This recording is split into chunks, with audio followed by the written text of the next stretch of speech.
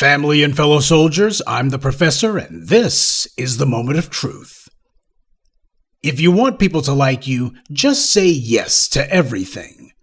But if you want people to respect you, you better start learning to say no. It's one thing to tolerate some abuse, it's another thing entirely to be a glutton for it. Far too many of us are fond of playing games with ourselves.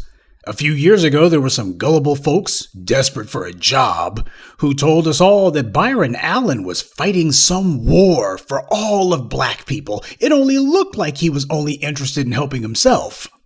And if he lost his little lawsuit with Comcast, then it would be right back to the cotton fields for us. Our rights, our liberties, indeed, our very freedom was at stake. Who would have thought that a would-be media mogul trying to get some white media corporation to carry some of his insipid programming would somehow be an existential threat for the black community? It wasn't, but there were some folks who were sure desperate to make us think that it was. So these gullible people that I mentioned before, they used their little, I don't know what to call it because it's not worthy to be called a platform, but they used whatever little following they had to try to signal boost Byron Allen. And they told black people our world was going to come to an end if we didn't help this professional litigant hustle himself a contract with this big white media outlet. Now, the black media was trying to warn everybody about this. There were other people like Judge Joe Brown who were trying to let folks in on the real deal. Judge Brown himself had bumped elbows with Byron Allen, and he had some choice comments about it. But even so, there really was no excuse for not being able to see through this one. Now, some of these folks who chose to follow behind the gullible people I mentioned earlier, they decided to stand out in the cold in front of the U.S. Supreme Court building because Byron Allen needed the optics. He needed some support. People needed to know how important it was that Byron Allen added to his bottom line. That he fought the injustice. Naturally, some of us were a little skeptical. And not just because Allen has never done anything for any black person other than himself, but because as black people, we've allowed every Tom, Dick, and Harry who's come down the pike to use us. We let everyone demand things of us, and we never required them to do anything in return. As a result, people expect for us to do for them, and they don't just get disappointed, but indignant with us if we have the nerve to make any demands. Jim Crow Joe felt so emboldened that he actually had the nerve to say, "If you don't vote for me, then you ain't black." I have to wonder how long it took Simone Mammy Sanders to come up with that line for him. But the verbal abuse was even worse from the black bootlicks sucking up to Biden, like Negro Jim Clyburn and Cedric Richmond, who made it a point to just boldly tell black people, y'all don't need to be asking for nothing. You need to wait till after the election before you ask for anything. You just need to vote first, and hopefully you'll get something afterwards. This is what the white media tries to tell you and me is the black leadership class. People are comfortable with taking black people for granted, and the reason why is because, quite frankly, we tolerate it. A lot of us even encourage it. Some black people are paid, or desperately hoping they'll get paid, to tell us that it's our duty to be used and abused by everyone else. Well, I'm here to tell you it's not okay. If you want black people's support, we're going to check out your paperwork, and no, that is not asking too much. But there must be a standard. If one of these so-called celebrities, if anyone comes to us wanting us to back them up, if you don't have anything to do with us, if you've never spoken to us, you can't be bothered to have anything to do with us, you got to make sure you distance yourself from us, then we'll do everything we can to distance ourselves from you. Enough of being everybody's dish rag. Enough of being used. If the only time we ever see you is when you want something, then we need to send you packing. Our dealings with other people must be transactional. We have to make that clear. If they want something, we got to examine their paperwork first. If their paperwork is dirty, we don't fool with them. And if they don't have a track record, then they'll have to establish one first. But what we're not going to do is to fall into lockstep with anyone simply because they said one or two okay-sounding things. That day is done. And we got to take a hard line on making sure those days don't come back. People are constantly looking to use us. We're the first on the menu that everybody goes to and goes, we can just go ahead and use and abuse them black people first. And for too long, we played along. Time to establish some boundaries with everyone. Negroes who didn't want anything to do with the black community until they get their butts in a crack, they can just stay where they are. We don't need any fair weather friends, and we won't tolerate any opportunists.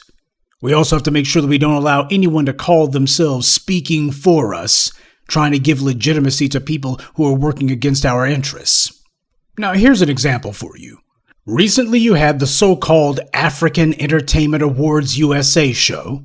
Oh yeah, just the title alone makes it suspect. They had a category called Afro-Latino Artist of the Year, and they gave the award to some guy calling himself J Balvin.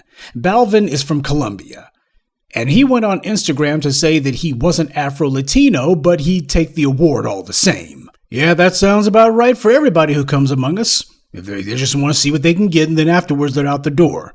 Now, after this embarrassing little incident, the African Entertainment Awards USA changed the title of the Afro-Latino Artist of the Year award to just Best Latin Artist Award. So these guys want something, anything non-black to be a part of their African awards show. And they want it so badly that instead of them apologizing for being dumb enough to give an award to someone who they didn't even vet to find out if he has African heritage, they instead changed the name of their meaningless award category. They changed the name of a whole category so that now any non-black person from Latin America can get it. It's one thing to accidentally give an award to somebody who has no African heritage, especially when you're running around with a name like African Entertainment Awards. It's one thing to incidentally give an award to somebody because you were too lazy to at least ask whether or not they had any African ancestry. But it's something else entirely when you make it a point, wait a minute here, after this, we're so interested in having somebody like that be part of the award show, we'll change everything. We're not dealing with African entertainment, we're dealing with African, Latin, and everything else entertainment. And if this sounds like the NAACP and other sock puppet organizations, you're absolutely right. Without the support of the black grassroots, these guys are withering on the vine. They're just thrashing and flailing away like a drowning rat. The disrespect is of epic proportions. So many of these people think disrespecting us is something that they can just do for free. And that's because we haven't charged a price for it.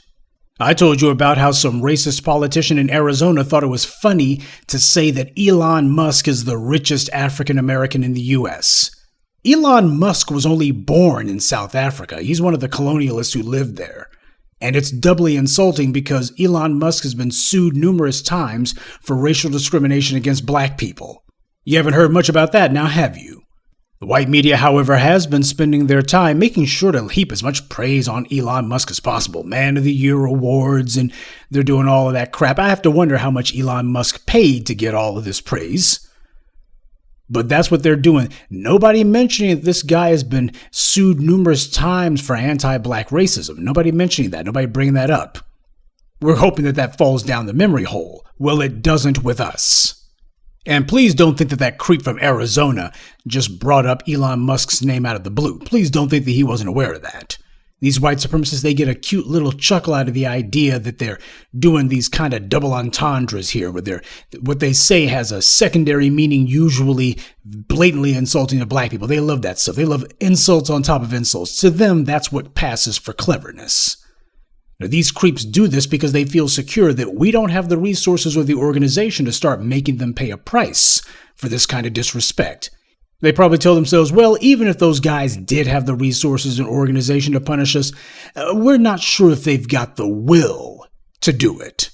I'm not saying that we ought to be on the lookout for every white supremacist or every pinhead bigot who wants to go ahead and throw an insult in our direction, but what I am saying is there is something to be said for making sure that people understand they better think twice before they call themselves speaking against you. We have to get into the habit of conditioning people to bite their tongues before they try to speak against us or our interests. We have to condition people to think twice before coming to us for anything, because that's the foundation of respect. If people can just walk up to you willy-nilly, that means they ain't got to think before they come to you. They can just take you for granted. No, they need to think first before they come to us for anything. They need to think whether or not they're actually going to get it, and they need to understand what the terms are. Now, when you have clarity, when you've made it clear what the boundaries are, then people are going to have to think twice. They're going to have to consider it before they come to you. But too many of us are so desperate to be liked, or apparently we live in mortal fear that other people are going to disapprove of us, that we're going to be on bad terms with somebody. Let me tell you something. If somebody's taking advantage of you and you're not getting anything out of associating with them, you're already on bad terms.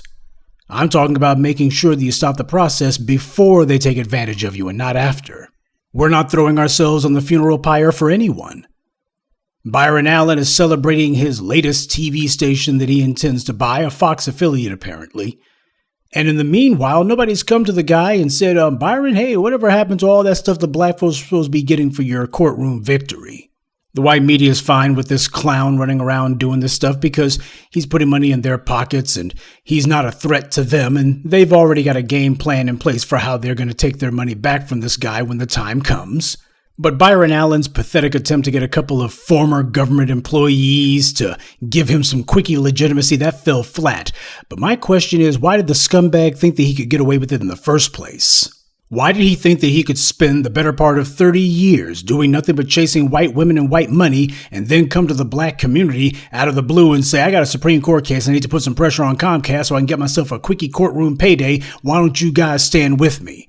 The sheer nerve of that scumbag. But why did he think he could do that?